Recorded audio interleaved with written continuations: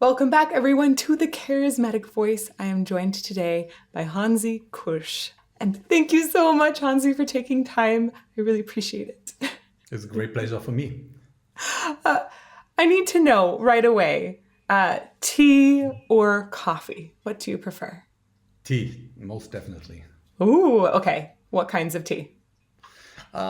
All kinds of tea, but mostly black tea. My preferred one would be a Darjeeling, and I have my mug with me as well. Ooh, okay. Let's do a cheers with our mugs here.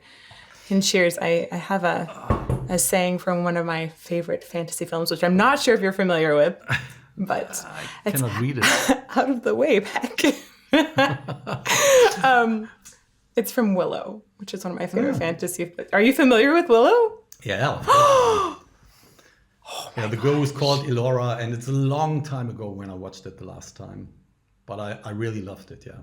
Wow. I was about to do a song about it in, I don't know, it must be late 80s. Maybe it was on Follow the Blind. Maybe even with Valhalla, I was, thinking about doing something with Willow before, I came to the conclusion that Valhalla would be the better topic because the song was entitled Valhalla already. Mm-hmm. Could be Tiris Lee. Oh, man. Oh, that's exciting. I know they have a new series coming out. Yeah. Which I'm really nervous about because the original is so good. The original is good, but it's outdated. So I believe they can do something. This is true. I think the guy who acted as Willow, he's in the series as well. Yes. Oh, I am blanking on his name, but yes, he's coming back. And I know that they weren't able to get Van Mardigan back, but I believe that they're looking at him for maybe a future season. I think there were a couple other characters that came back. One of the little brownies who does like a lot of comedic roles. He's coming back anyhow. I'm very excited about that's that. killer. That's really good to hear. Yeah. Oh, that's kind of cool that you thought about doing a song based on that. Yeah, it was my favorite movie for a while, but that was back in the days, maybe until the early 90s, and then I lost view. I'm a George Lucas fan, obviously, but I really like that one. Yeah. Oh, yeah. And I think James Horner just slayed the score of it. It had all of those motifs that came through, and it was beautiful. I cannot recall the music. It plays in my head all the time, I swear. Does it? I'll be like walking out the door and I have this of interest theme come into my head. Yeah. A friend of my son, she was called after Elora. Diane was the name, I think. So she's called Elora. That, I have to say, if I ever have a daughter, that is one of the names that is on a consideration list. All right. But your son is not called Willow, right? No, my son is named Mycroft. So, literary references, indeed. Yes. But I'd love to know a little bit about your childhood growing up. I grew up on Willow. That's probably why it's so ingrained in me. Was there any sort of fantasy thing that you grew up on that particularly you think steered you towards making lots of music about fantasy fiction? Yeah, it got together somehow later on because I was growing up in a village close to a medieval castle. The village is called Lynn, and I was playing mostly football under the shadows of the castle. And when you say football, you mean the one where soccer. You hit something with your foot? Okay, perfect. Yeah, I know it's soccer. Yeah. I mean, I'm from Germany, so it's football. Yes, it makes sense. It does make sense. While doing so, we were allowed to visit the castle every Monday. And so I got into medieval stuff, and I was told all the Bible and knight stuff by my grandparents. And what I recall, one of my biggest influence back then was the Arthurian epic. This is how I got in. And also these 50s King Arthur movies. This was what I was into. Perfect. Did you ever film a video in that castle? We did some documentary stuff there, like 2 or 3 years ago, we did a classical album called Legacy of the Dark Lands. Oh, yeah. And there is a lot of narration stuff, and we re-recorded the stuff there. I got in contact with the manager of the castle, and she was very supportive. So we re-recorded all the narrative stuff there to get, the castle, the rooms into the sounding of these voices instead of using additional effects.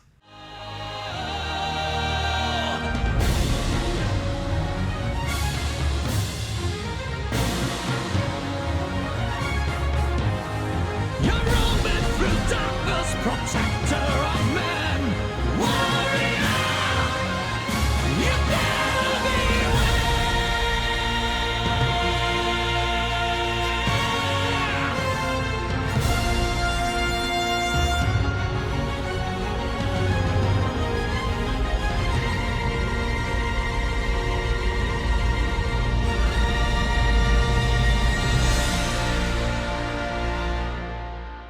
That's really cool.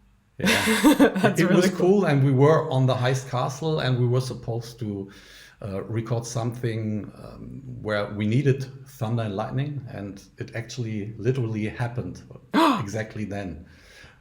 Otherwise there was a highway. Whoa. There is a highway close by to the castle, and the tower. Even though it's very high, you still could hear the cars passing by, and we were like, okay, we cannot use it. And then a storm came up and saved the situation. Wow. That is fortuitous timing. It was perfect timing, yeah. And I did not believe in it at all. I liked the idea, and I liked to try it out because we organized, like a head microphone, so it could record the rooming and the distances, and it sounded terrible, at the location. But when we worked it in later on, it was just the icing on the cake. Oh, perfect. That's such a cool little addition to add to such a neat project. Yeah, and especially, this is how everything gets together. I got into music, and then after all these years, and it's been a lot of years, I went back to the castle I grew up. Did it feel smaller when you came back to it? No. I'm visiting it, so often and so many times, and it stays as impressive. And they did a lot of maintenance work on it, so it looks nicer nowadays. Back in the days, it was still old, and you got a better idea about medieval days. But yeah, now everything in shape it's still very impressive. Oh, that's cool. That's just so neat to be able to grow up next to a castle. That's not something, right? Yeah. The house I was grown up in is from, what was it? 70 or something like that. Whoa. When my friends from the US came, they were just, getting to the roof with me, and then they saw the engravements, and it says 1617, and they always said, well, it's older than the States.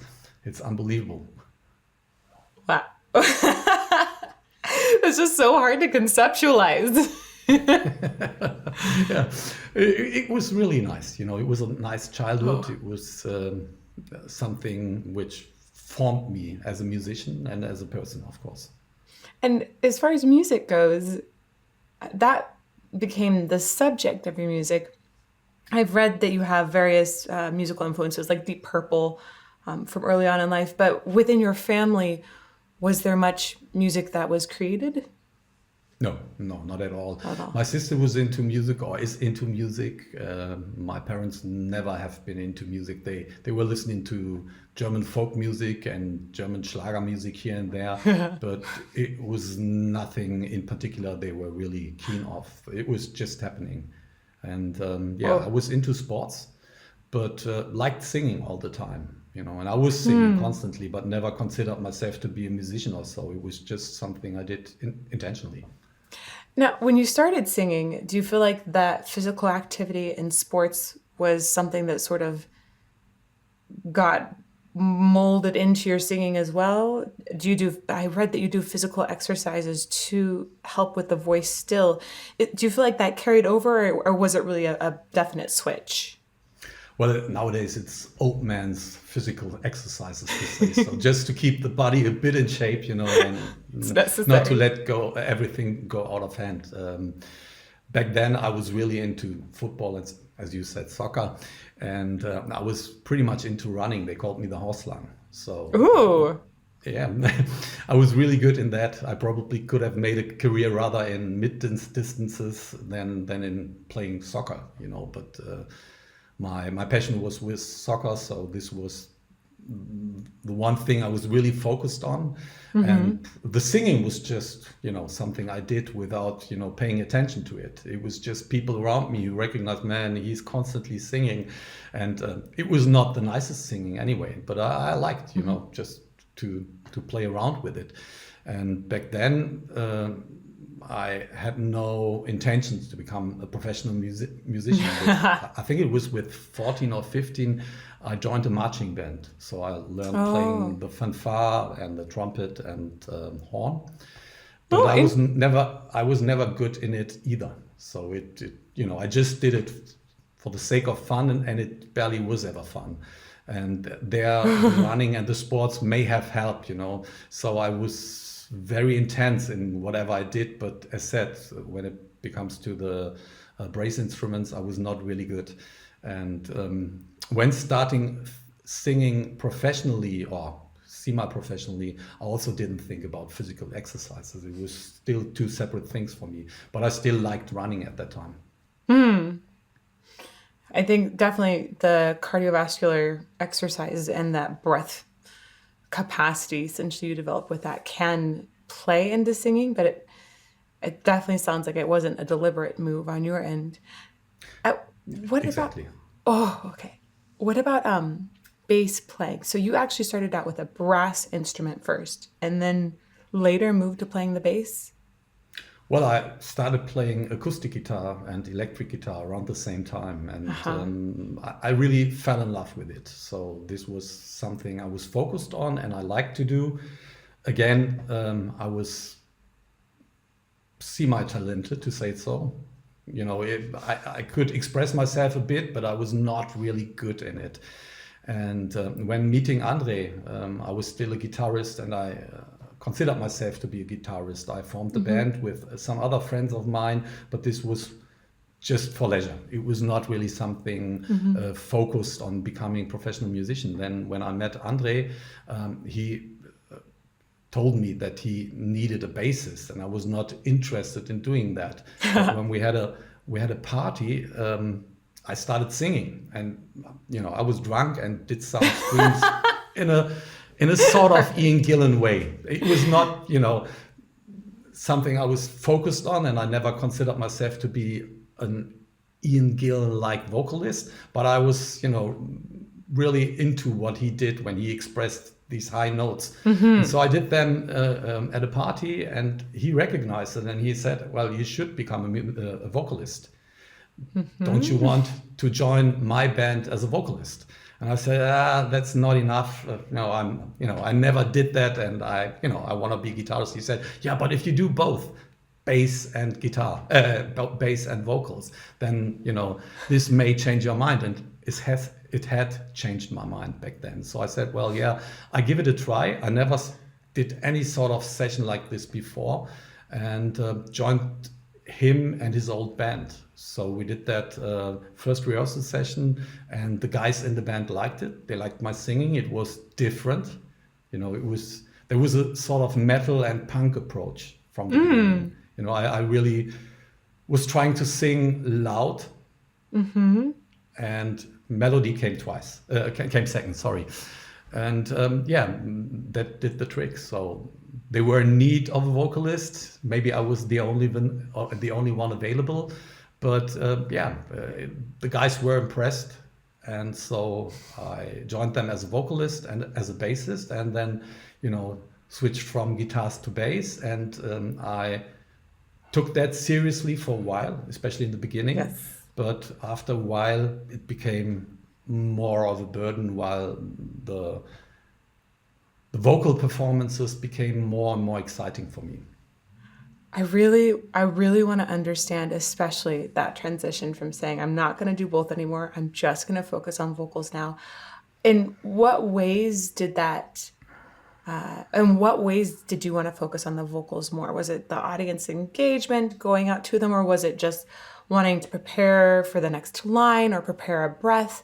Was there something specific in the vocal that you felt needed more attention? Yeah, it was definitely the way we designed music. You know, we were trying to be innovative and open, and everything was allowed.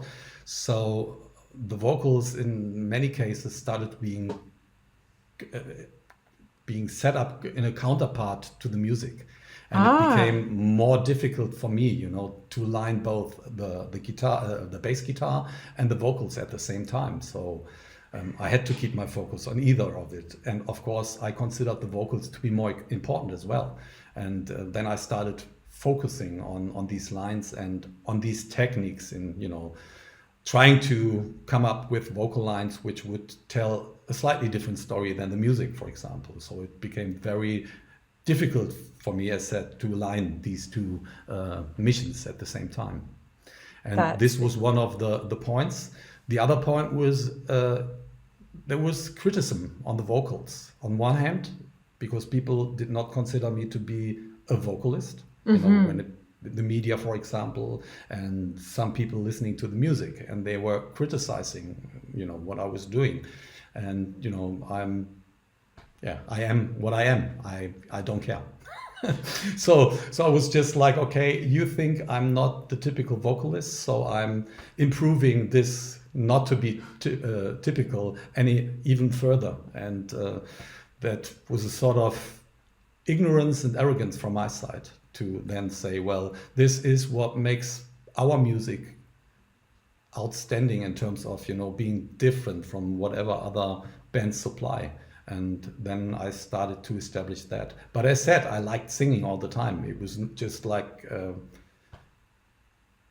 I had to educate myself and I had to improve what I was doing. And I also had to learn to become capable and confident about, you know, what I would be able to do. And I didn't know that for a long time. Yeah. I think that is so true of so many singers. At some point, will ride on talent and just being able to go out and do it. And then we have to kind of figure out what we're doing and how to keep replicating it and do it in a way that's maybe more efficient and is more precise, learn how to make it better. And that then takes a lot of study. Yeah. And then in my case, then even more passion came, you know, it was... I'm not digging so much into it that I would say I'm, you know, highly educated, you know, neither as a songwriter, neither as a vocalist, neither as a musician. But it's the passion and the understanding which is constantly growing, and both is growing. And that's the nice thing for me. I definitely felt that reading through various interviews and just doing a little bit of background reading on you, the way you describe your voice and the details and how you arrange lyrics to fit a particular passage, or that you're aware of, I think, different sort of switches between different vocal mechanisms. It sounds to me like you're just so aware of your own instrument and deliberate about the things you do. Well, that's accidental. It really can be the case. There are moments where this certainly happens, and there is a lot of dedication. So once I have defined myself or a certain part, then I'm capable in doing these things again and again, and it grows over the years. Yes. But on the other hand, I'm, you know, in a certain way, I won't say it's a handicap. It's probably an advantage even, but I have to struggle with my ears from time to time. So that makes every day in terms of performance a little different, and that's how's it called? Sinusitis? Is it? I was going to a sinus infection or an ear infection. Yeah. It's like a chronic, a constant thing. It was for a long time. Nowadays, it's better, but I'm still a bit nosy a lot of times, and that of course has an impact on the ears. Yeah. And I was struggling with that almost every day, for a long time, and so I had to reinvent myself and discover what I would be able to do on a particular day. And So- this helped in gaining experience again. Yeah, for sure.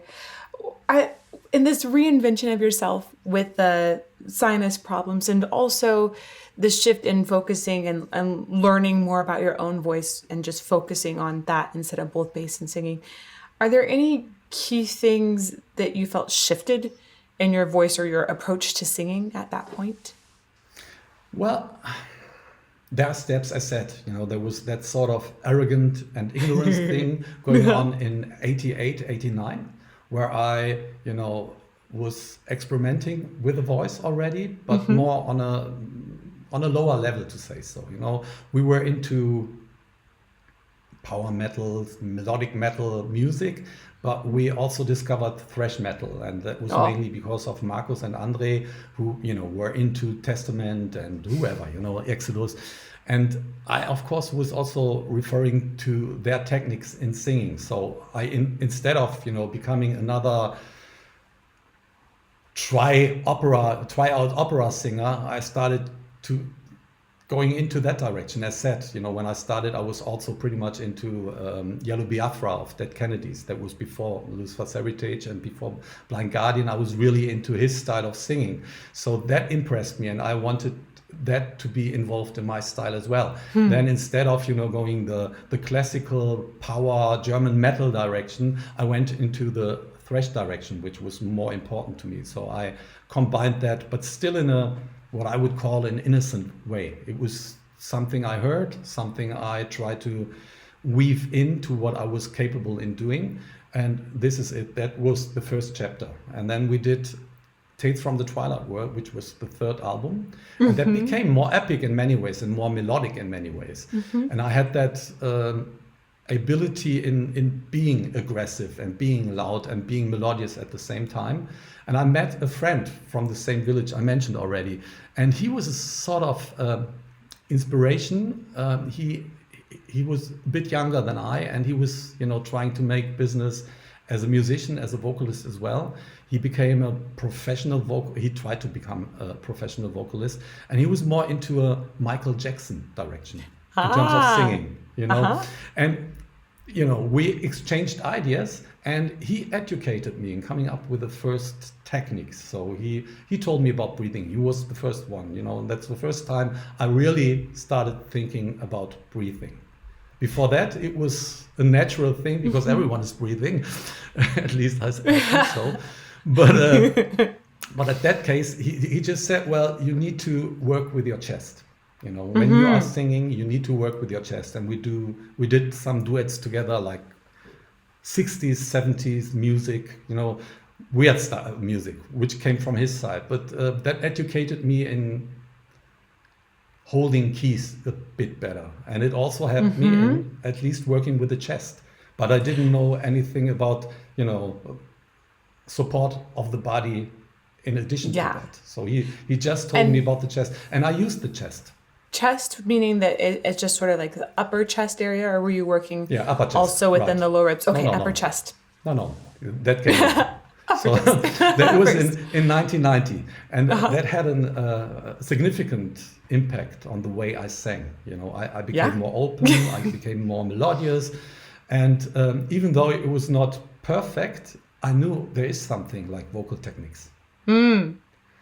And then we just went on, and I was able to extend my range a lot with this. Maybe it had been there. I don't know if it was there before, but I somehow was capable in doing so. Maybe another advantage coming in around that time was we got a recording machine, a 16-track recording machine, analog, and I was able to work with that daily. That was very important. Maybe there's also another thing I learned, and that was with Battalions of Fear and Follow the Blind, was because of the hearing and nose problems I mentioned, I figured that, if I just sing with one ear and then have the other one closed, gives me a better idea about my tuning. So that was also very important, and that happened around that time. These were the two first steps which really made a difference. Then I improved on that, became arrogant and ignorant and everything again. It's a circle. It's a circle, right? And worked on that. With this experience also became the experience of success got in. So we became, I would say, a small mainstream success. We became big in Japan. We were big in Germany already, and some other countries recognized, well, there is that German band which is doing good music. And that happened. That, of course, encouraged. And then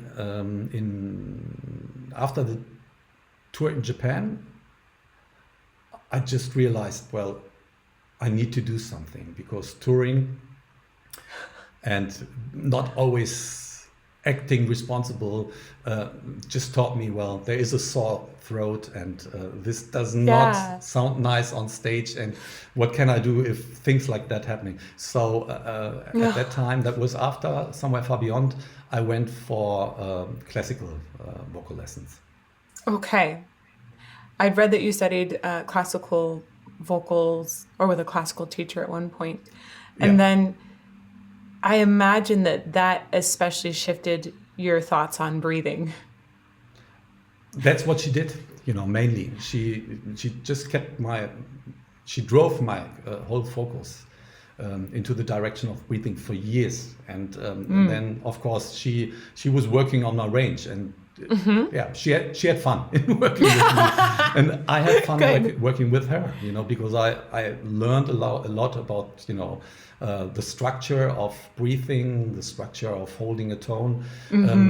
And I did that for ages. And she never tried to condition me into the direction of a classical vocalist. She saw my improvements, and she saw how good I was in what I was doing, and how determined I was in this particular direction. So she was always supporting this a lot. And that helped. That helped because there was no manipulation.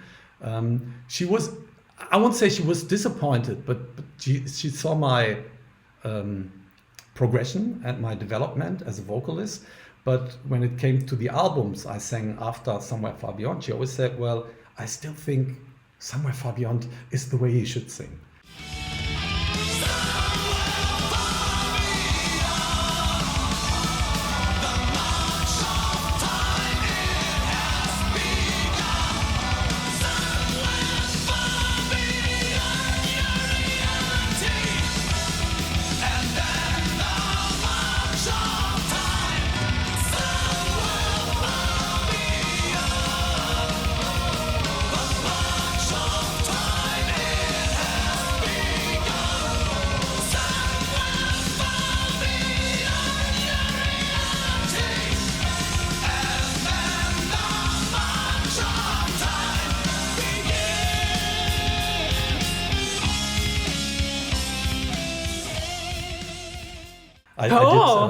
I did Imaginations afterwards, which was far harsher and far more aggressive, and that was maybe because of the producer we were working with, because I was so nervous to work with Flemming Rasmussen. So that had a very strong impact on the way I sang back then. But it was also the way I wanted to sound and sing. But for her, it was too harsh. So for her pair of shoes, it would have been better to go the Somewhere Far Beyond direction. And that was before her. And did you ever work with her on how to make those harsh vocals something that was also sustainable? No, never. It's a different skill set. It's two different skills, and I still realize nowadays how much that really has to do with stamina on one hand, and physical strength and condition in general. Like, if we play like 3 shows in a row, I can do it on a solid level, but the more shows we're doing back to back, the more I feel that my body is not capable and holding up the power like this. It's still the same, Of course, I found way to get around it most of the time, but if I really want to go for it, it would be like maximum 3 days in a row. I really have to say that the thing, if I was to say one thing that impresses me the most about your vocals, it's the fact that you're able to do what I consider one of the hardest clean singing and harsh singing things. You're singing cleanly in powerful highs, and then harsh singing is you're really adding all kinds of distortion, sometimes just harsh. You're adding these extremely taxing things into your vocals all the time, and you've been doing it for 40 years. That's the endurance of that is what is so impressive to me. You've kept it going. So it sounds like one of the ways you've done that is by continually investing in your knowledge of your own voice along the way. It sounds like you've also taken notes on how your body's feeling and noticed, I'm not feeling up to this level today. And when you don't feel up to that level, it sounds like you have an alternate plan rather than trying to push through it, right? That is true. That is very true. Yeah, I'm having that. It's also the transition in doing the 2 things you mentioned is a way of me to survive. Because I recognize it and I do it intentionally. And of course, there is a routine going along with it, but I can technically change that within a second. Whenever I reach a certain point, I know, well, now I have to go clean. Otherwise, I won't be able to go harsh afterwards, or the other way around. So that is really something to conserve the strength of a performance. And when you go high, it's more taxing for you when you go high to add distortion, right? It's more difficult, and this is especially what I was trying to say when I said the physical strength. When this goes away, then there is no way in doing it. Of course, I can go into more death metal-like direction where the note is not really defined anymore. There is a part in a song called Sacred Words at the very end. I can do that even if I'm sick. Even in the harsh way, because it's more like just I'm pretending to be a death metal vocalist there. So it's a technique I would not be able to describe, but it helps me doing these high notes there because they are not so defined. But if we're really talking about harsh high notes, notes with a meaning, then this is the most difficult thing and the one I dare the most, and I can lose the most or win the most. It's always the same. But that's. I think nowadays I'm confident enough to decide at point whether I'm able to or not. Sometimes I still miss these notes, and I really feel ashamed then. And instead of, if I went to a falset, a clean falset there instead, I would be able to do it still. But I always feel that's too thin there. And there's one. I think there's one technique I'm missing. Otherwise I could do that instead all the time, because there are vocalists maintaining it, and it almost sounds, as rich and as powerful as if they were singing full chest. But this is the one technique I'm not owning. I think you're talking about essentially a reinforced falsetto, where you have a falsetto that has a little more thickness to the sound. Yeah.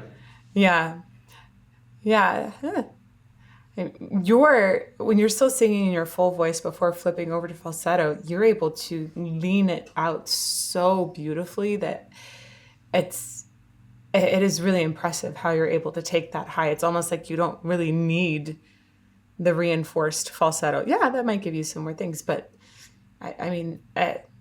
the crossover is going to be so much because you're really carrying out this lean sound that is very nicely pointed.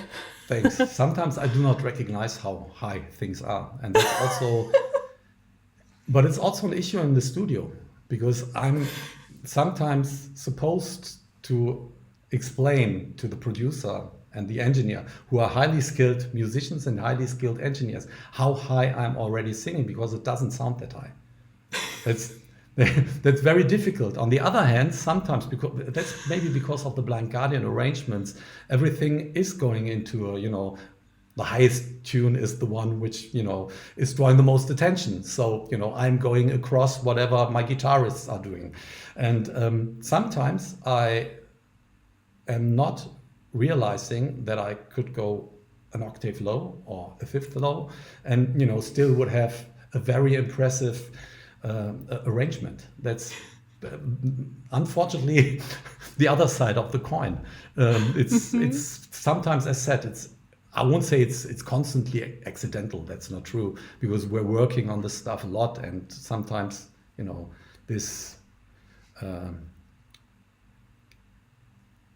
this combat of high notes makes the difference.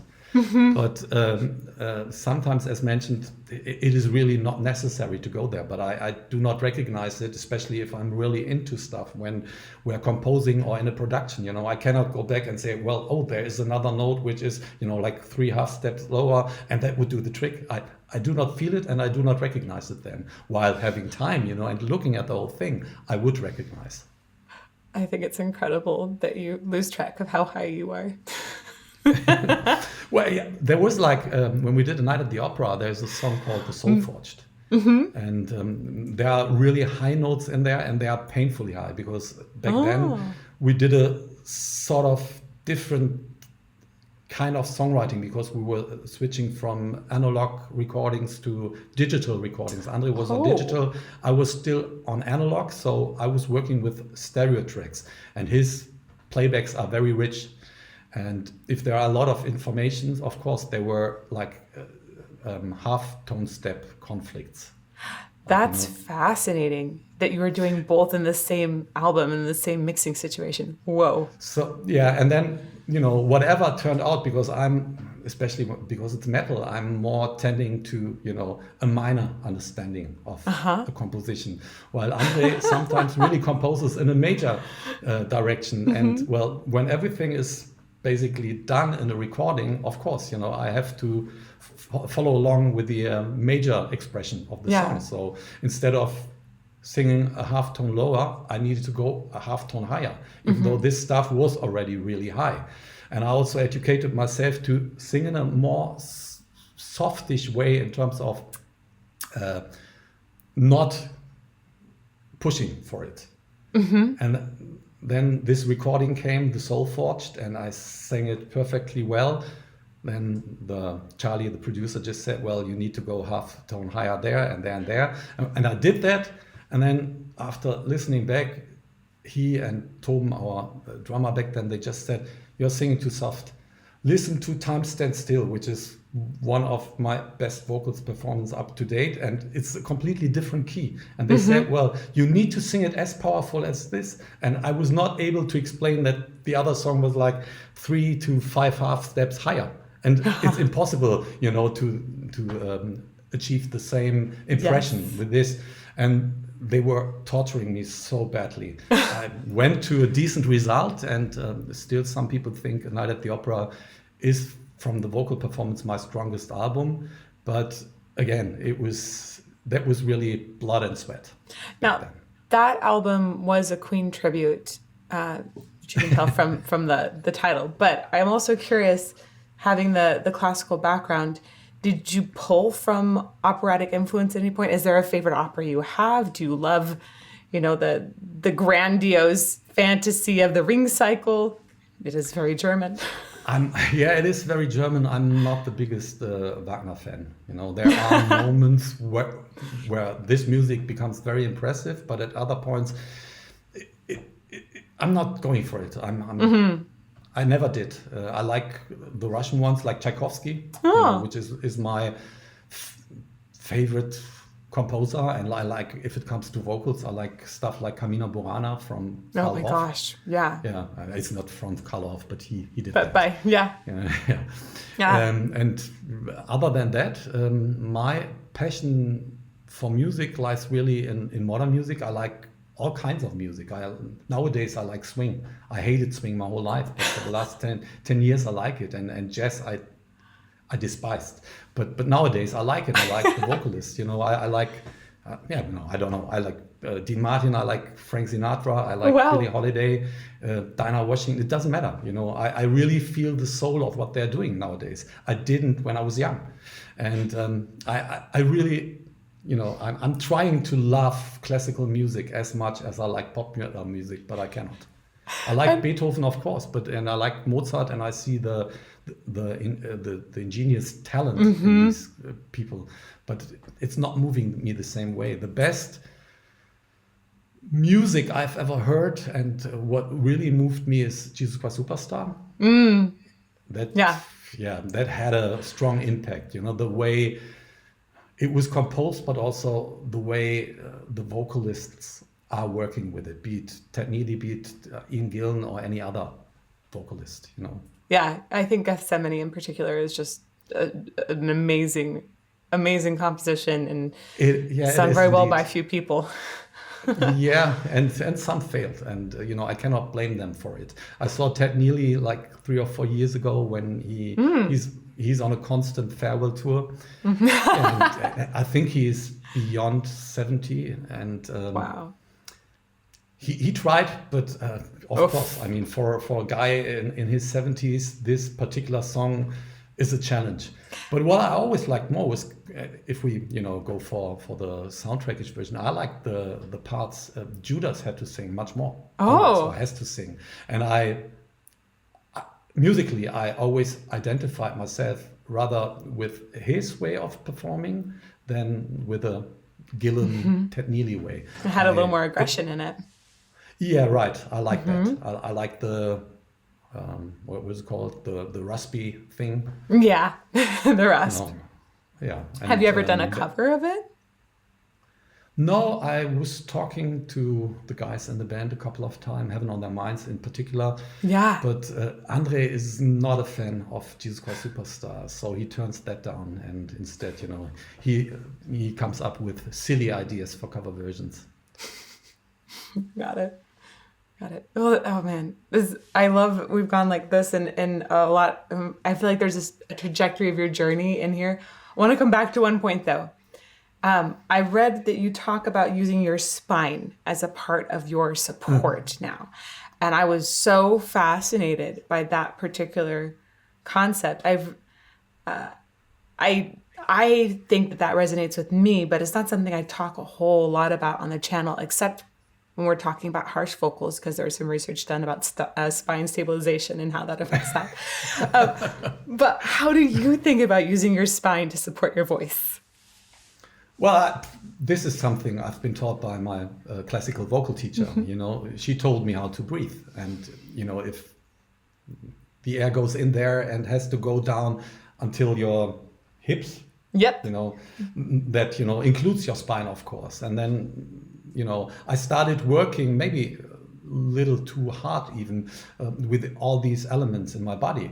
But I somehow made it work for me. And I just feel that everything, I'm touching it at the moment. You're right, Chris's spine.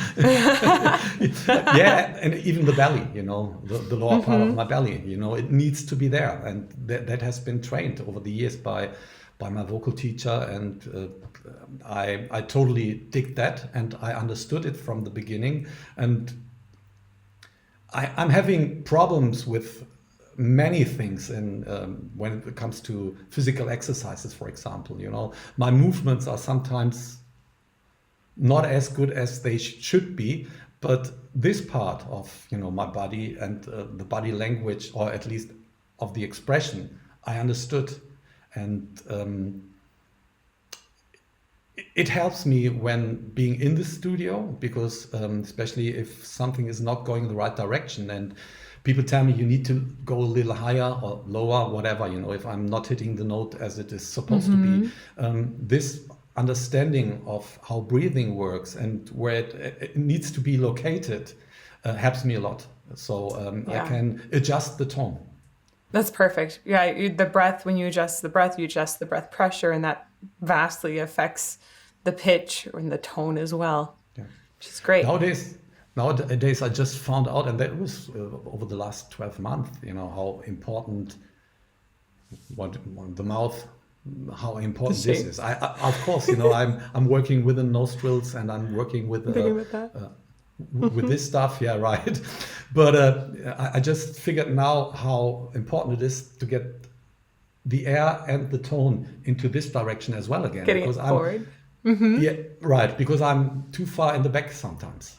I recognized. And that makes the difference between not tremolo, vibrato. That controlled vibrato for me. And you get a more steady tone. The further I get the tone to this part, the straighter the tone is. While if I have it here in, I don't know the English words, I'm sorry, you're in this good. direction, then there is more of a unconducted, I would call it.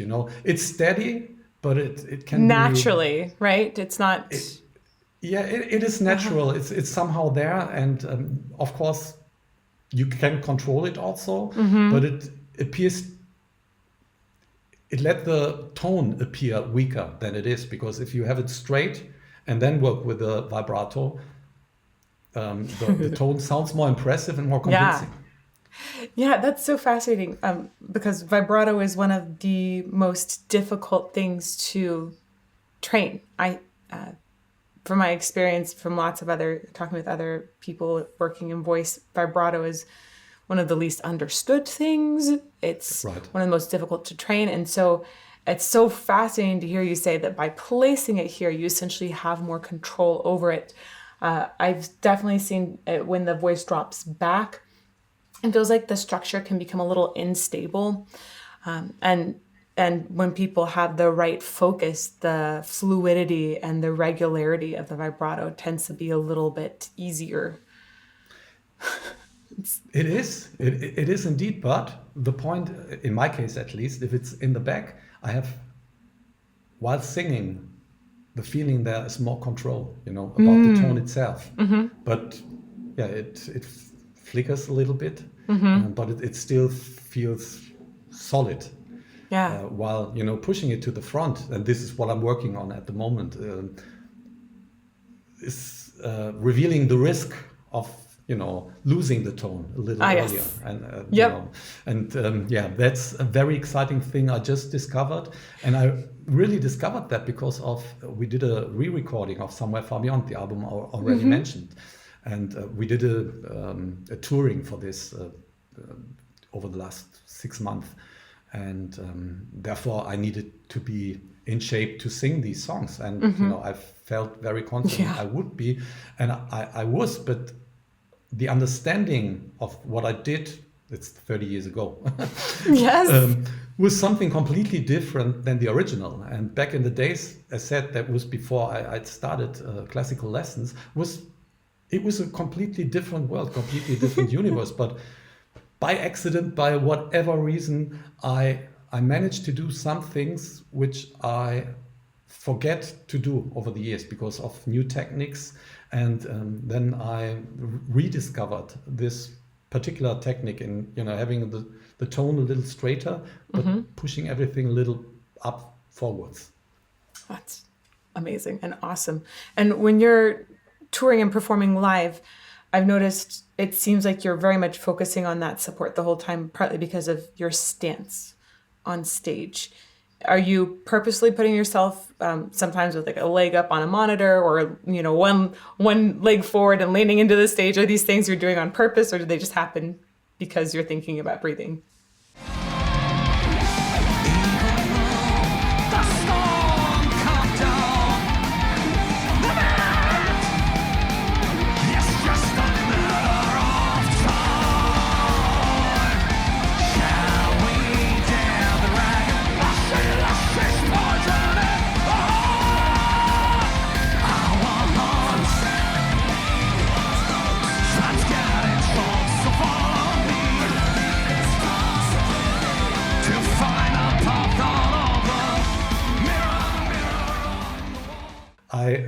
think about breathing a lot, and I'm also, trying to look on myself, when on stage, and I know that this is something a mistake. But on the other hand, I let go at other occasions, so I think this is still okay. I have problems with my spine. I have 2 discs which are causing problems. That is one reason why I sometimes have to find the right position. And in addition, I mentioned playing soccer. I really destroyed my leg with it. So my right leg is not working properly. And I have to protect this on stage and have to find the right position there. So most of what I'm doing is really, when staying, I stand on my left leg, and the right wing is, trying to survive the show and hopefully let me look cool. But in general, it's really a need to do so, both. I mean, the position of my right knee, as well as the protection of my spine, because the spines are somehow not working properly in the lower region where I said I put the pressure of air. Yep. The oxygen, and it works quite fine. I'm doing a bit of physical exercises over the day. Usually I do not do a lot of talking anymore when being on the road. Of course, when someone talks to me, I will answer, and I usually refuse to do interviews when we're on the road. That makes sense. What I'm sense. doing is really like physical therapy for the voice, like falsetto stuff, just very small and careful warm-ups over the whole day. And then short before I go on stage, I give a little pressure to it. So it's like 60 minutes of real vocal lessons. I'm doing, like, let's say, an hour prior to the show, to make sure I know where I'm at, especially when it comes to the high notes again. And some of the lessons, they go to a fairly high range, and they work okay, and that's all done on body control and on body support. But when being on stage, I just realized that there are still like 3 or 4 notes, high notes, which I sometimes have to go through, which are not included in that training. And I don't know if I want them to be included in the training. You don't want to blow your voice out before the show. I know that lesson, but in that case, I think I'm a bit of a psycho. Back in the days, like 5 years or 10 years ago, I was, pushing it far harder. I was almost, doing these exercises over the whole day. And I'd say over the last 5 years, I learned that it doesn't make sense to really put myself under pressure from 11 o'clock in the morning on. So instead, I'm now trying to rest as long as possible, but I usually get up around 10, even, sometimes even earlier when we're on the road. And then I'm keeping it quiet until, late afternoon. And then I still push myself maybe a bit too much. But otherwise, I don't think that I would get to many of the high notes in the show, because they would literally not be there. I really have to reinvent them. I'd love to know a few more details about the exercises that you're doing. The falsetto, is that all on an oo vowel, an e vowel? Are you doing glissandos, little slides up and down? Are you thinking about top down to warm up the voice? Are you thinking bottom up to warm up the voice? It's going into both directions. I do a lot of use, of course. And then there are also like, it goes to the registers. It's mostly for the nostrils and, from almost whispering and doing the very quiet stuff to singing to recognizable notes. There's everything involved, and it's really like going through all the registers and doing the same thing all over and over again. Do you do SOVT, the semi-occluded vocal tract exercises, like lip trills or raspberries? Do you ever sing on a straw? Yeah, I do. Yay! Okay. It sounds like you have a really large gamut that you actually go through. I believe, in comparison to many of my colleagues, yes. For myself, I consider that to be the right direction and the right way. As you said, I survived. I survived 40 years, and I'm still capable in doing everything I did 40 years ago, and that's basically the easy stuff to do. The more difficult stuff is the stuff we did later.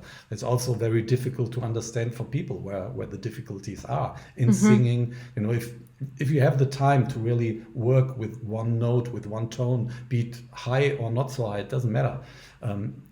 You can keep your focus on it. But if it's just, pushing there for, an eighth or so, just for a second, but it's an important note, that's when it becomes really difficult, and all the new stuff is full of it. But that's what I sometimes call the breadless art. People like the hero tenor and the long notes, and then they realize, oh, that's great, he still can do that. But the other stuff is the important stuff. As my vocal teacher always said, the one after the important note is the important note. Yeah. I think that, or the one right before. I think often if you get the one before and the one after, then the great one is going to be great. Yeah, right. But I'm always considering it the other way around, because I think if I would really think about the tone before, then I would be in real trouble. Because as said, I'm observing myself too many times already, and if I really, I know, oh, this is the hard note, and this is the one before, and I have to pay attention to it, then I would be lost. It's easier if the high note is gone, and then just, work with the one afterwards, where you feel relaxed anyway. But it's either the one before or the after. But for me, to pay attention on the one after means the difficult part is over. What vowel do you like to hold those big, high, belty notes at?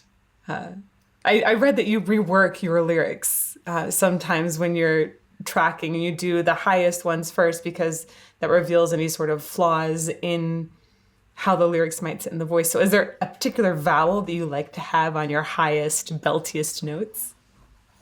No, but I am working too many times with an E there, for example. And that is, I don't know why that is. Maybe it's easier to sing for me, but it makes the tone thinner. Yeah. And you do not get the right impression with it. So whatever an O or an I, that would be the ones which would probably have the best impact. And if I'm able to, then I would go on. I think these two would be the ones I prefer. Got it. So E is maybe easier to sing, but to get a thicker tone quality, you would go towards an A or an O. Yeah. That makes sense. Yeah. And what I figured is that U is difficult to hold, but it still gives you, a lot of options, because it goes in deeply. It's that deep, dark tone. Yeah.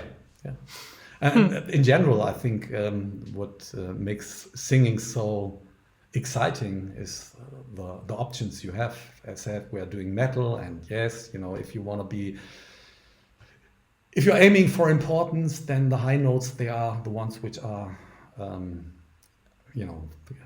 gaining this attention. But the low ones and the spooky ones, the scary ones, these are the exciting ones, where you really can, not only play with your emotions, but also with the emotion of the listener. And you can create a sensation while... The story. Yeah, exactly. Sometimes, like we talked about Gethsemane, if Jesus does all these screams, well, then they have a higher sense, that's really connected to the story and, to the dilemma he's in, and the tragedy and everything, and the pain he's going to experience afterwards. But in many ways, high notes are just high notes at the very end. Yep. It's, in a certain way, it's a show off. Sometimes it's fun. We have one song called Journey Through the Dark. It just starts with a very aggressive scream. And there it makes sense, and I'm happy that the scream is there. But sometimes it's, I feel the urge to do so, and I'm doing it. But in creating melodies and singable melodies, I found far more satisfaction. That's fascinating. I haven't heard that one. I want to check that one out. Well, you're going to be doing some more. You just finished a big live tour, but you're going to be doing some more big live performances next year. There's a little bit of a break here, though. I understand you're going to be at Rock Hearts, and then you're going to be at Summer Breeze in Brazil. Correct, Or Summer Breeze first, actually, and then Rock Hearts. It's true, yeah. That's in Brazil, and it's in April, I think. Yeah. Perfect. And since there's that break of time, when are you going to start getting ready for that? Or do you just keep your voice in shape the whole time from now until then? I made that experience. I need a break after a longer touring, and we just finished a cycle of 6 months of shows here and there, but sometimes back to back. And ever since that was the mid of October, I haven't done any exercises, nor did I do any singing. I started doing composing some days ago, but more on the guitar than with the vocals. And I will build up my voice eventually from, let's say, a week from now. Then I start, trying to get myself in shape again. We also do a little bit of a different program from next year on, because this year we were doing the Somewhere Far Beyond anniversary. Next year, the focus will be on The God Machine, the album we released in September. Yay. Yes. And I'm really excited about this one. So there is a good bunch of songs which we will be able to play. Sometimes it's like the United the Opera album. I still, would be very defensive in playing more than 1 or 2 songs of those, because they are so demanding. While The God Machine is an album which is quite good doable. Not all the stuff, but a lot of the stuff. And I'm really looking forward to that. But yeah, I start building up from next week on, I would say. But saying that we have one more show this year in December. We play one tiny little festival in northern Germany. So that's also the reason why I start so early.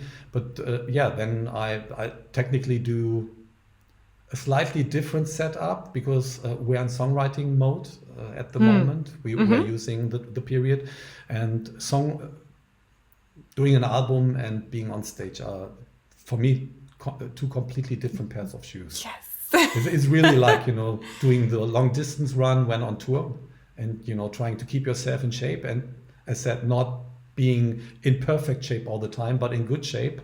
While when doing the recordings in a album situation, I need to be on spot, and for a short time always.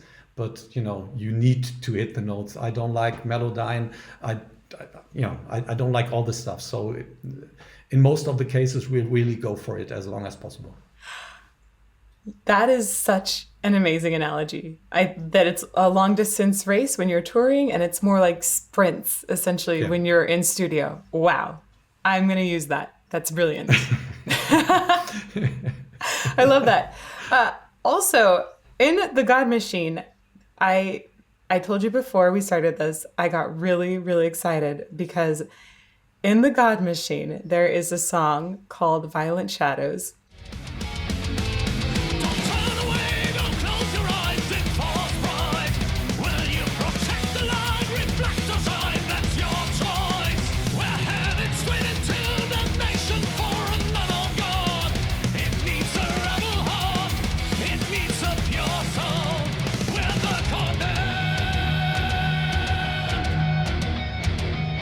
I will not surrender, let it be.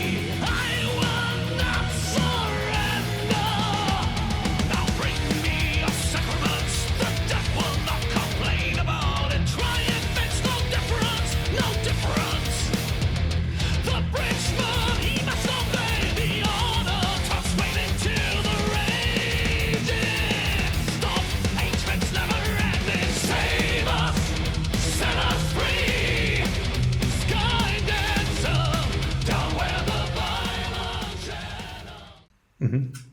I was looking at it and then read a little bit, and I suddenly realized that you'd written a song about my favorite book series, which I read somewhere is also yours. I don't know if that's true, but in the new days, it definitely is, yes.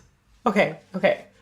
I have to. First of all, I wore this shirt today because it's got Seth in it, and just so the viewers know, at this point, I'm going to put a little bookmark from this point till later in the conversation because there are going to be spoilers for this book series. Okay, everyone needs to know if you don't want to spoil the book series, you can jump ahead. But yes, hello. Would you like to destroy some evil today? And of course, we have Seth and the sword. Anyhow. Also, this is one of my most prided possessions. It's the leather-bound Way of Kings. I don't know if you've seen these, but they're so beautiful. And if I'm correct, that song was really about Kaladin, right? Yeah, it is. Yeah. It is indeed, and the Bridgeman. And the Bridgeman. Oh, it's like that is so powerful. That writing, it's incredible. So I just have to tell you. This is one of beautiful edition. It's gorgeous. It's gorgeous. The artwork in it is just stunning, and I love it so much. And you have a map of Roshar as well. What's in here? That's beautiful. I don't even dare read this itself because it's too gorgeous. Oh my gosh. Anyhow, yeah. Even the chapters you have these. Oh my gosh. Okay, so. When you were writing this, did everybody else in the band say, "Oh yeah, the Stormlight Archives, that's amazing as well," or was it just you? It was Marcus, with whom I exchanged a lot of ideas about lyrics in general and topics, who has been into it, and I cannot even tell you if he recommended it or if by accident we just started reading it around the same time. But he is really into it as well. I mean, it is the best fantasy for a long, long time. There's that other song, Damnation, on the album, which is inspired by Patrick Rothfuss. Oh, okay. He would come second. Yeah, right. He would come second. That's a new quality in fantasy, I have to say. Yeah. Brandon Sanderson is simply smoking it. I mean, it's unbelievable. It's so incredible. Oh, Yeah. Just amazing. All of his writing is incredible. It is indeed. I just need to also know why you don't have shard blades behind you. Because I'm at home. I was tempted to just go to my bookshelf here because I have some Lord of the Rings versions bought in the US like 10, 20 years ago, and they almost have the same quality your Stormlight Archives versions have. But I'm a book nerd, and I have a few items in my house which I connect to this nerdiness, but in general, no, there are no sharp blades. There's no blade at all. I have an axe somewhere in the basement from the dwarf game, but that's a plastic axe. Yeah, I've given it to my son years and years back. He has some stuff. He has the Darth Maul lightsaber and stuff like this. Oh, nice. I do not collect stuff like this. I mean, these are for LARPing, so they're not sharp at all. They're fun to poke people with. they kind of squish instead. But it's Maya and Oathbringer, which makes me extremely, extremely happy. So did you ever do the test for the order? Do you know what order your knights? No, I have not done that. I was like, I wonder, would he be a light weaver? Things that I'm thinking about. There were people complaining because I'm singing in the chorus. What am I singing? Oh, Sky Dancer. Sky Dancer. They were wondering what a Sky Dancer is. It's still artistic freedom. I was not really referring to any of the cases. I was just having that word, and it was suitable for what they are doing. So it was not meant to be a word for search binder or so. It was not the case at all. It was just they are sky dancing, at least in my imagination. They are. So, Right, man. And it's so difficult to understand sometimes. This is, what fantasy and, the storytelling these guys are supposed to do is about. You create a world with rules you can, somehow rely to, but you do not exactly know how they are supposed to work.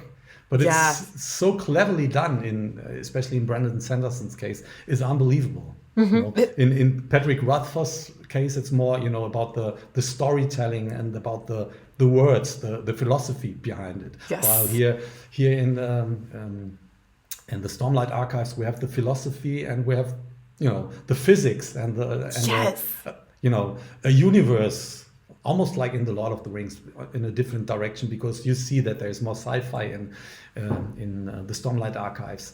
But the way it is defined, and just rules are presented to you, and you have to take them. You have to accept them. If you don't accept them, then get the way out of the way.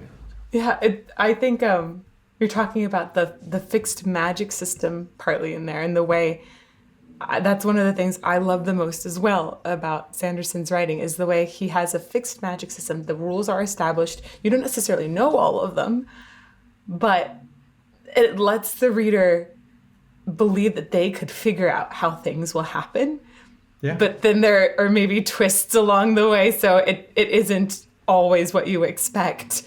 There's some reveals in the fourth book. Oh my gosh, I felt like it was like an opus about mental health. And I just bawled a few times while reading the fourth book, and was so floored by the way a little twist happened. And I went, oh my gosh, that's beautiful. It is, yeah. There's that sentence, at least in German, in Mary Poppins, when she stands in front of the parents, she said, "Let me explain you one thing, I explain nothing." And Brandon Sanderson is doing the opposite. He is explaining, but yet then he serves it to you. He delivers it, and whatever you make out of it, you make out of it. It's really amazing writing. Now, when you're thinking about that instrumental section, was Marcus thinking about almost like scoring a bridge run, for example? No, he was not involved in the songwriting. That was Okay. Andre and I. But we had a sort of competition at that point when we did the song, because we were complaining about each other. I was complaining about his too rich songwriting, while he was complaining about me, putting too many vocal layers, in a song.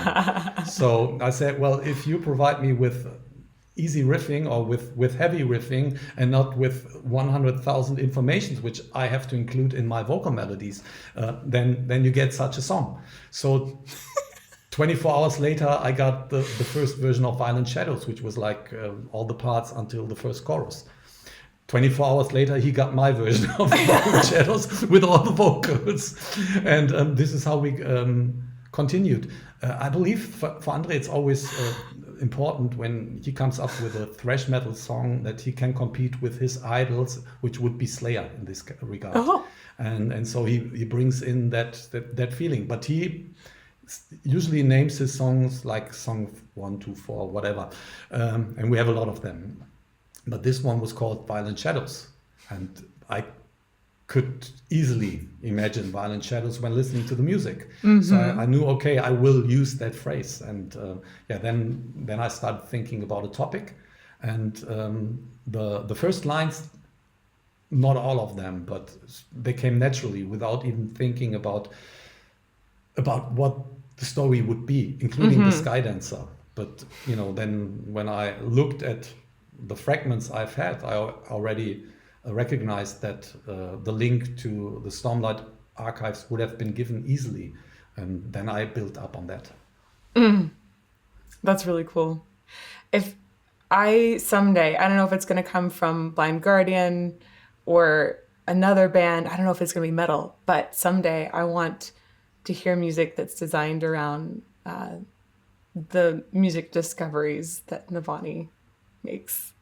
Really, Navani, in Rhythm of War. I really, I mean, again, I mean, we are talking about So beautiful. Sanderson. I just weave him in for last time. Patrick Rothfuss.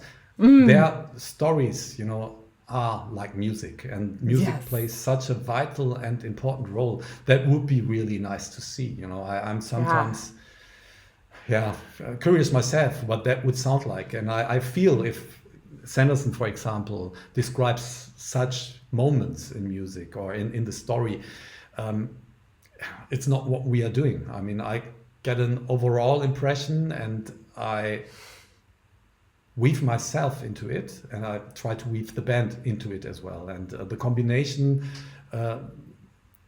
provides you with an outcome which speaks the language, but is not essentially what the story or this feeling of music is about. You know, it's just really a combination what I'm trying to do. But this would be very nice to hear if someone goes into such a direction. But that is very difficult. I can imagine a guy like Arjen Lucassen, he probably would be able to do a sort of music going into that direction. I'm not sure if, you know, he's into it, because his mind is sometimes somewhere. He's in a on completely time different travel universe. still, I think. He is on time travel, yeah, and I don't know when something makes click to him always, but he's not so much into the fantasy direction. Maybe the sci-fi approach, Sci-fi. you know, might appeal to him as well. But Yeah. I could imagine that his music, if inspired by something, could go into such a direction. Oh, that'd be so cool to hear. I actually, that was one of the first times I heard you was in Arion. Is it The Day That the World Breaks Down, I think? Yes, I believe you are the answer. Yes, I agree you are the key. Your future lies in the heavens. Our future lies beyond the stars. We will save them. We will save them. From this pain. Ah, Yeah, I've heard you in a few things with Arion since. Can you tell me, what do you think makes a great colleague? That's, I think, to apply to both, also demons, wizards and demons and wizards. Like, I think you work with so many different people. So what makes a great colleague? the same understanding, the same humor, for sure. The tolerance to let the partner shine, the tolerance to accept different opinions in the way of creation, and the freedom to express yourself. That was extremely important with the bigger artists I've worked with. I could include Toby from Avantasia now, or Tobias Summit. It's his project, great. so he's not from, he is Avantasia. And usually when working with such people, it's you have the same understanding. It's like, it's not unwritten law, it's an invisible tie, you know, which drives you into the direction of such people and let you work with these people. And then the result should represent both, you know. If it's two protagonists, they both should be revealed in whatever the outcome is. And I'm very grateful to work with these people and to have the chance. That's beautifully said. Reveals two protagonists. Yes, it is what it is, you know. In like Guardian, we were sometimes four protagonists, and then they all need to shine through somehow. And we found point. a way.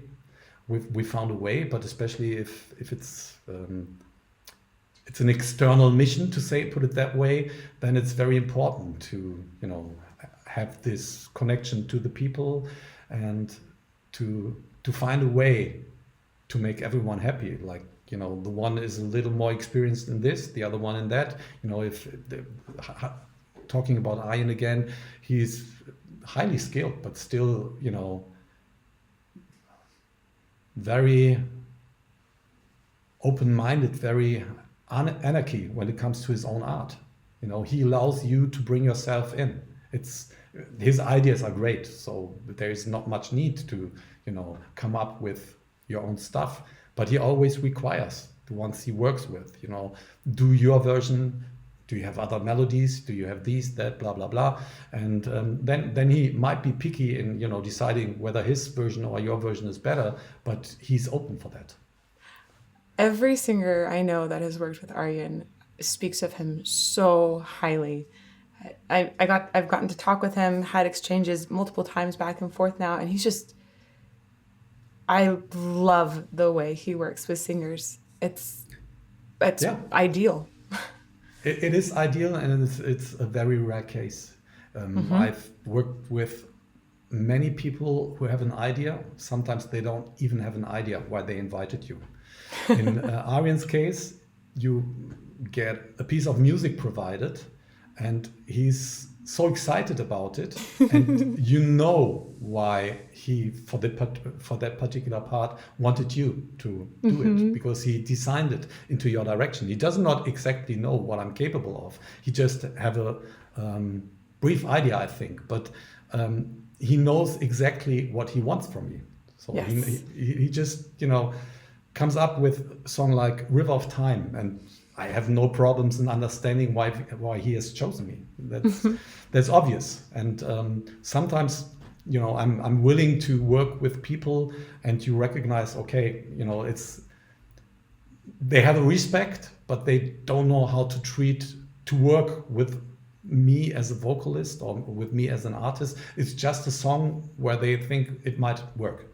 It should be nice to have a voice like yours on the song, but it's not arranged or composed in that way. Often Land invited me for a song, and there I also recognized immediately, okay, they were really thinking about me when they did that part. And that's the case with John, that's the case with Arjen, and also Tobias. Oh, that's awesome. Well, speaking of awesome people who support work, I have a bunch of Patreon questions. I have to say, I have a lot of Patreon questions. Oh my Our God. patrons really, really like you. So also, shout out.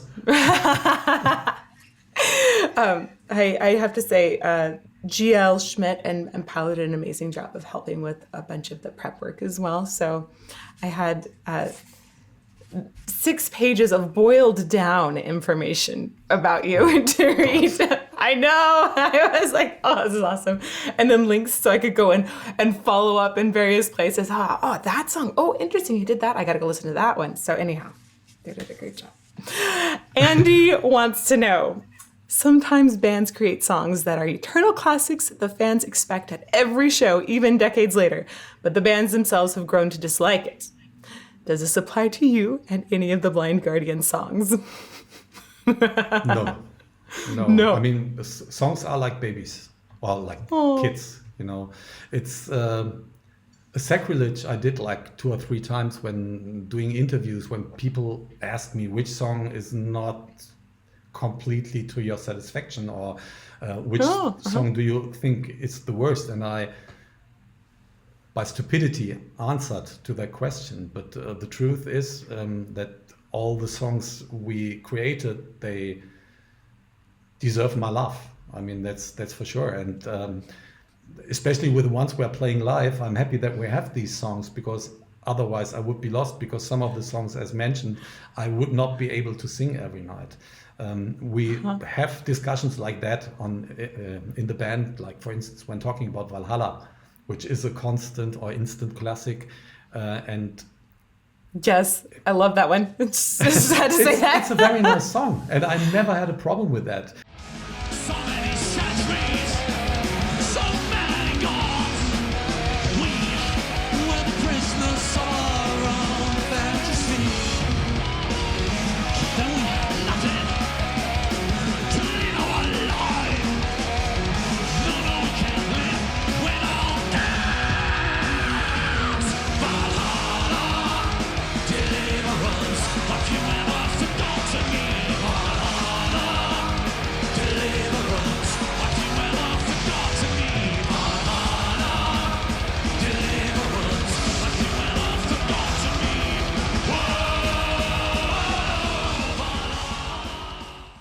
it's maybe more boring for the band because there are not too many changes for them. Yeah. But for me, it's a constant change and it's a constant storytelling again, with that great chorus where, no one has to think, but, can easily immediately sing along. Easily sing along, right. And this is what music is made for, to excite people. And I don't have that song. Of course, I know which songs are the difficult ones and the ones which I neglect when we are playing live. And I like to have a cover on them so no one discovers them again. And I'm happy if no one requires these songs. But there is not such a song. So you've been composing for about 40 years. How many songs do you have? Do you know? No, I do not know. I'm just I do thinking. not know. I can only say that apart from the ones which are on the albums and the ones which we composed as Lucifer's Heritage, so prior to Blind Guardian, it's not a lot which we have created over the years and completed.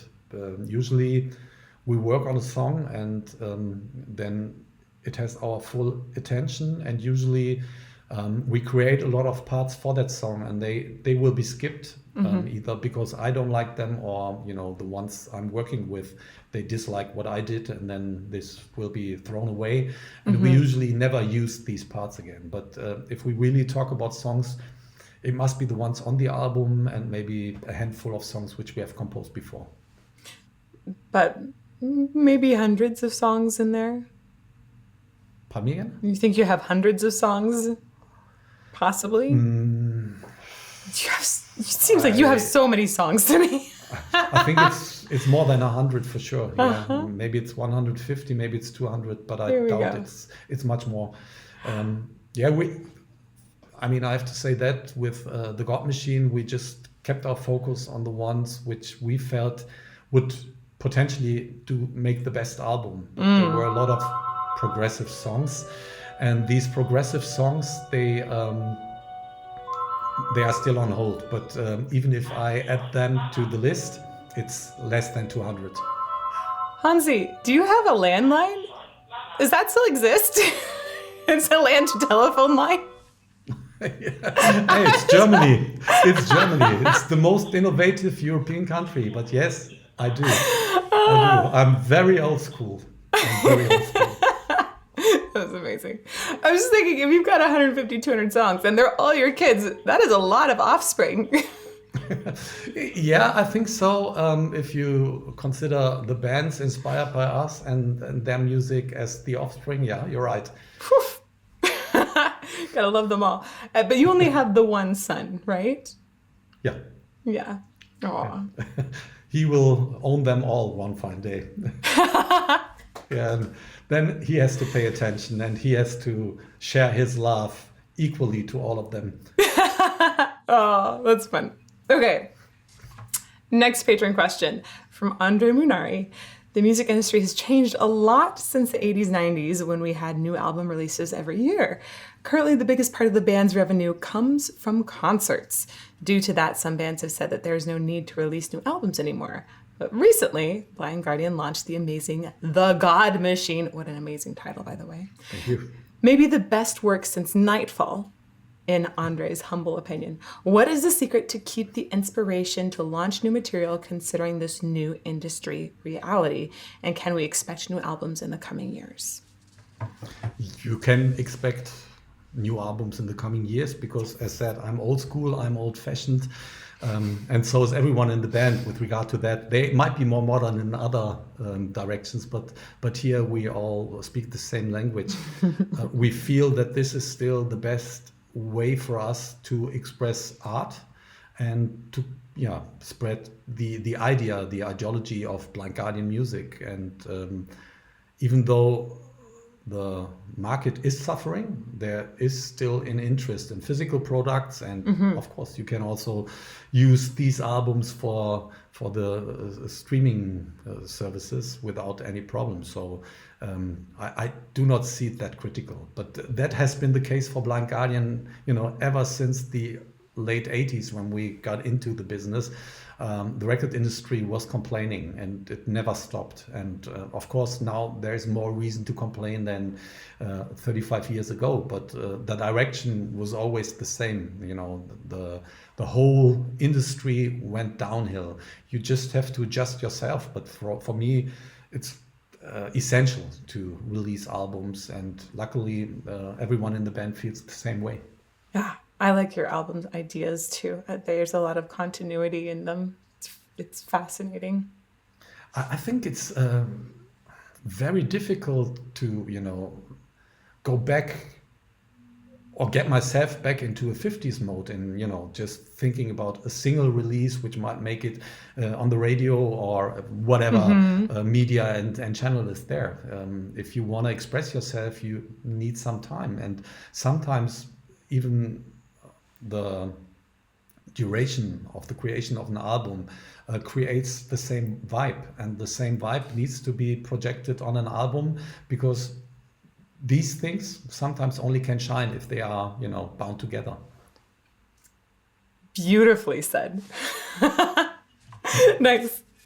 Our notes I'll work on needle. that one. All right. I'll use like a little sound bite of that one maybe at some point, because it was so perfectly said. Thank you. Arnout Naderpelt says, in 1998, Blind Guardian released the album Nightfall in Middle-earth, based on Tolkien's famous story. As a fan of your series and your music, I really enjoyed it. So, what inspired you to base an album on The Lord of the Rings? And do you expect any future albums to be based on a book series as well? It's a different time, so it's difficult to say if we really revisit Tolkien in such a way. You know, my passion was completely with Tolkien when we started Blind Guardian, and in the decade after. And it is so rich in the way it creates images. Again, with Tolkien, we have a storyteller where music plays such a vital and vivid role. It's really physically and emotionally with you when you read the stories.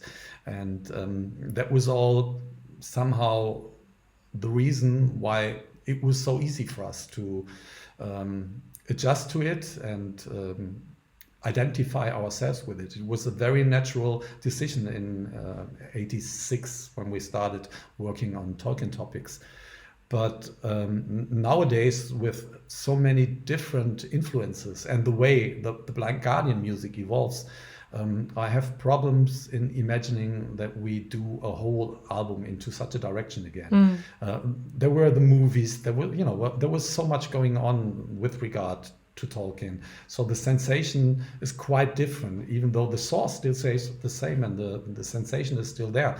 But again, our music has become so diverse, you know, so modern, so not completely into a Tolkien universe direction. I'm defensive in saying there will be a whole album dealing with Tolkien topics, but I of course always can see a song which deals with it. When we did And Then There Was Silence, I was really tempted to do the Akala Beth back then. And it was a very tough chase, but I couldn't make up my mind really how to continue. And at that point, I also thought we may go back and then do a Nightfall in Middle-earth too. And therefore, it ended up to be about the Iliad. But ever since, I don't see a lot of Blind Guardian songs which really speak a pure Tolkien language. Maybe someday we'll have an entire album based on the Killer Chronicles, the Patrick Rothfuss books, if those get finished. And there's a TV series that comes out, all of that stuff. Yeah, but they have also, what I feel there is, if we talk about that, I can see that rather happening than the Tolkien thing, because they are also speaking a modern language. Yeah. You know, it's a different time. I think Tolkien deserves folkloristic Celtic music somehow involved. You know, you can be experimental and bring in Blind Guardianish influences going into different directions. This we also did on Nightfall in Middle-earth. But for the most of the parts, I believe it should be fairly nice and classical and of course bombastic. But yeah. having that handwriting. And right at the moment, every song we are doing has still some other vibes, which does not make me think about Tolkien. But yeah, if we speak about the modern way of fantasy storytelling, I can see that. That made me, what you said about the vibes, and I was thinking about the different instrumentation that we see in the Stormlight archives as well, and how you have Wit who plays the flute and sort of creates this magic with it and tells stories in a few different circumstances. That would be another really cool element to bring into music. Yeah. And there are musicians out there who, probably are capable, Yeah. You really have to be in a very experimental mood and then work with distortions and, whatever you can find to somehow transfer regular instruments in something suitable. I would love to hear that. All right. GL Schmidt said, "It's awesome that you and Andre have been making amazing music together for almost 40 years. Has there ever been any thought of releasing a solo album, or perhaps, since you've written some very interesting original stories for your music, ever think of becoming a fantasy author yourself?" A solo album, I do not see the need. Maybe if I really go into the folkish mood of Skulls and Shadows or the Bard song, then this could be something. But if it is a quality song like A Past and Future Secret, then it would be a waste not to use it for Blind Guardian. And I'm always a little defensive in, creating a solo album, therefore, because if there is that particular great song, then this would be used with Blind Guardian. And then the rest, would suffer just because that particular good song I cannot use on that album. So right now, I don't see that as an option, but projects are always an option. I have many opportunities, and depending on how Blind Guardian is working the next few years, I may, do a few things there again. But right now, nothing is planned, and the whole focus is on Blind Guardian. We at least have the target to come up with a new album quicker than we did in the last years. Ooh. And that would demand my full attention on Blind Guardian. So this is what most probably is going to happen during the next few months and years. We're focusing on Blind Guardian, and if I come up with such a folkloristic song, then it goes into Blind Guardian. Storytelling, books. I have had many good ideas for short stories, but I still don't feel to be ready for a fantasy story, a big fantasy novel. I don't see that coming in the nearer future. But poems and short stories is always an option. But they might surprise people because they would go in a completely different direction.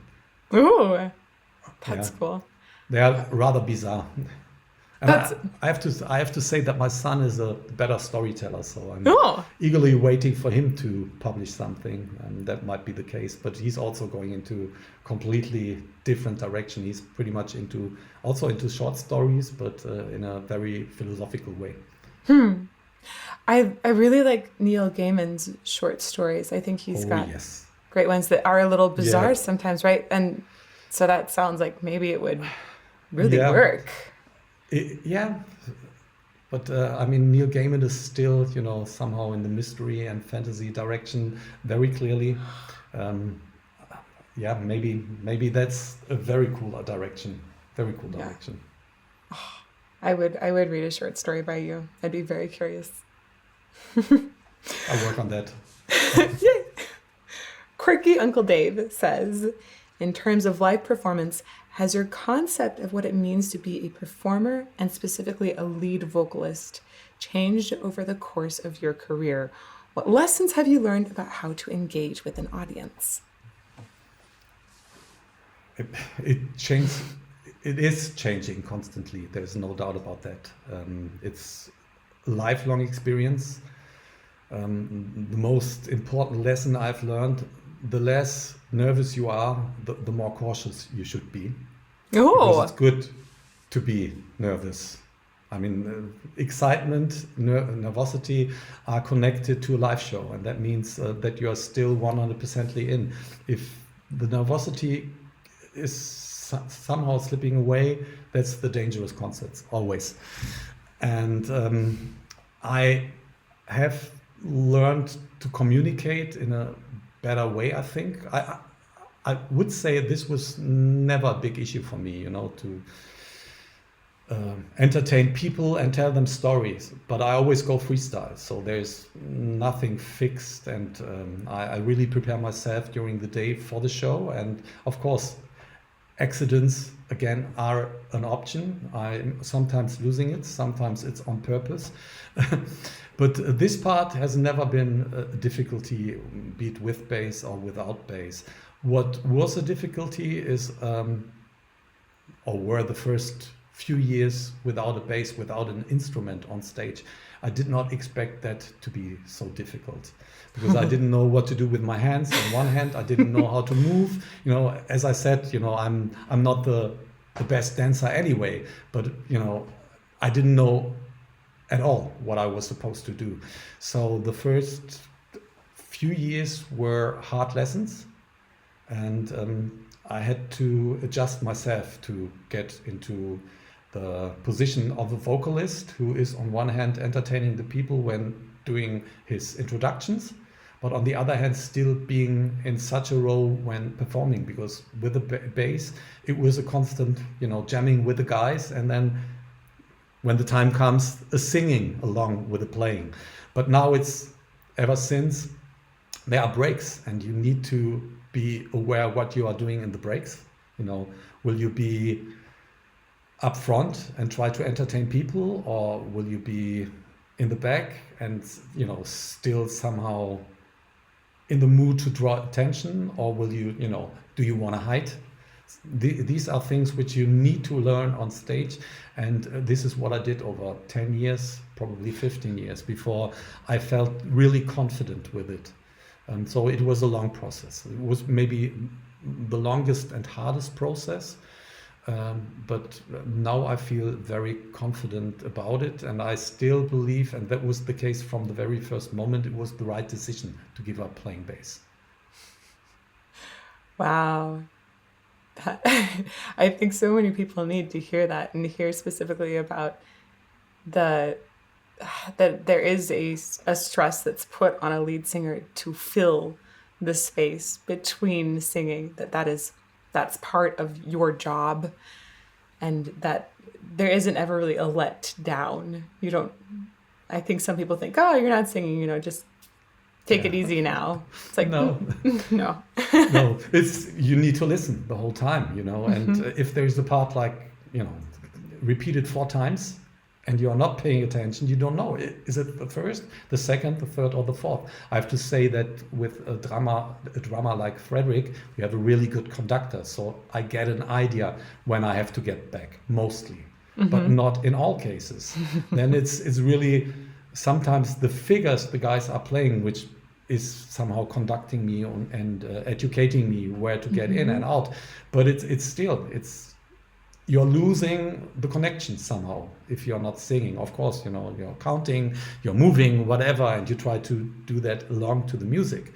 But it's still, at that point, you are not a part of the music yourself. And you need to be back on track whenever that moment is about to arrive. And this was a very hard lesson. Wow. Again, well said. Very eloquent. All right, Ruben has asked, well, there's a question later on here that I'm going to go through a little bit first. Through the years, Blind Guardian has had over 20 band/session members. You could start an 8-round instrumental album with just that. On the production side, there have only been 3, Kalle Trapp, Flemming Rasmussen, and Charlie Bauerfeind, and partly Andre, of course, with Legacy of the Darklands. And then he says, as a duchy, I didn't go unnoticed that Joost van der Broek now joined on the production side and played keys as a session member It was like number 20 something or something that he is. You have worked with him before, but how is it to work with Joost for your own band? And how is it for the band to work with Joost? Will we see more of his touch in the future as a producer slash session musician? Yeah, I'm breathing as well. Yeah, so a lot of questions in there about Joost, essentially. I became aware of Joost when I worked with Ian, obviously, for Arian. We met for the first time when there was an acoustic show for Arian years and years back. It must be in 2008 or 2009. And we got along very well, but I forgot about him and met him back when the next Arian shows came up. And then we spoke about a possible involvement in any project. And he's so dedicated to music and dedicated to help people that I was really impressed not only by his skills but also by his human skills, by his kindness.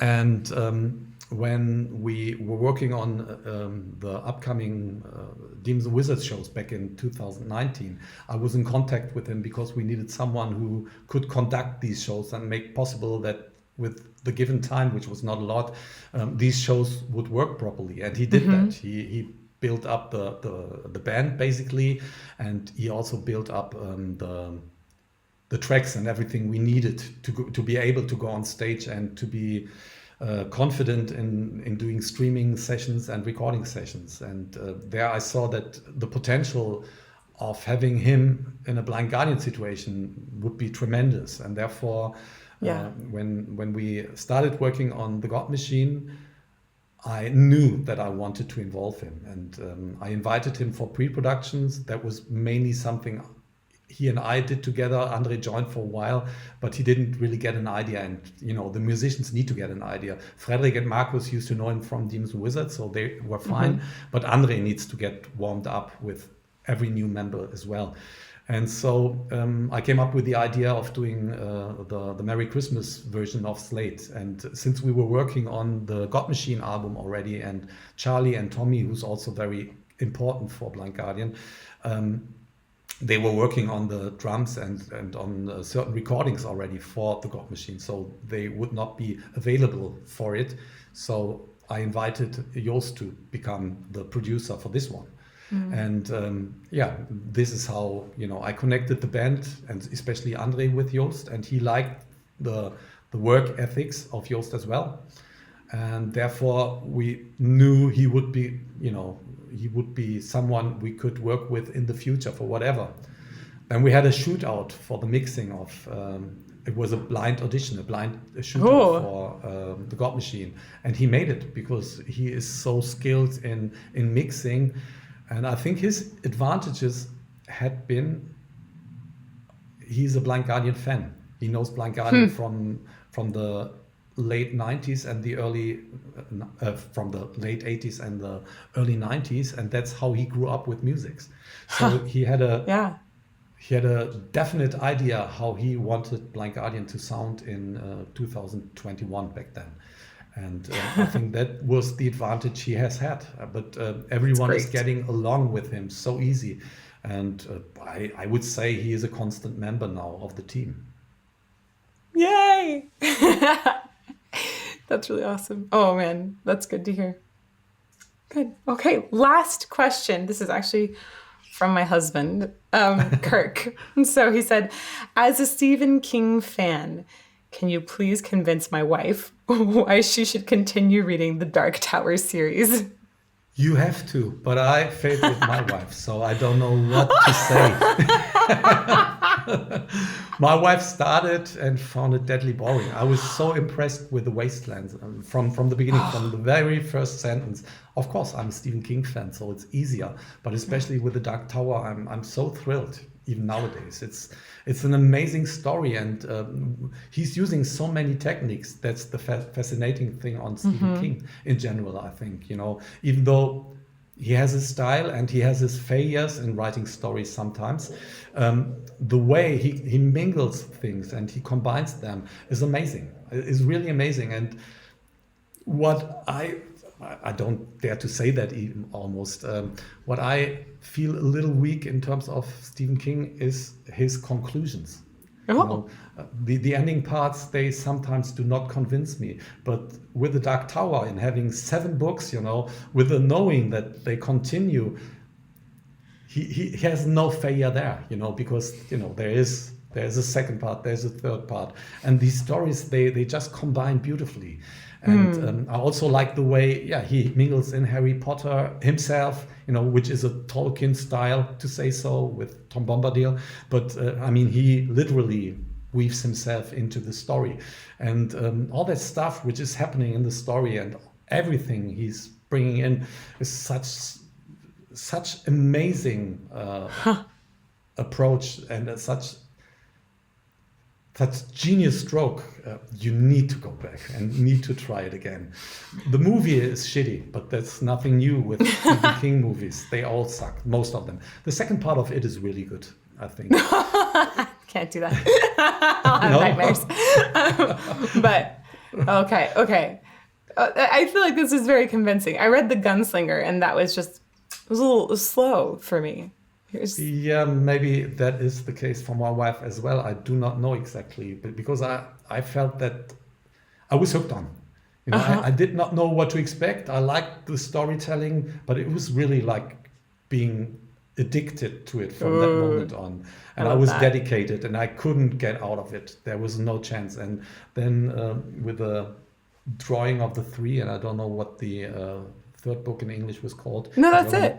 The Drawing of the 3. Isn't that the second one? Oh, maybe that's the second one. I'm sorry. Yeah, I think it's in Germany it's called Dead, but I'm not sure if it's also called Dead in English.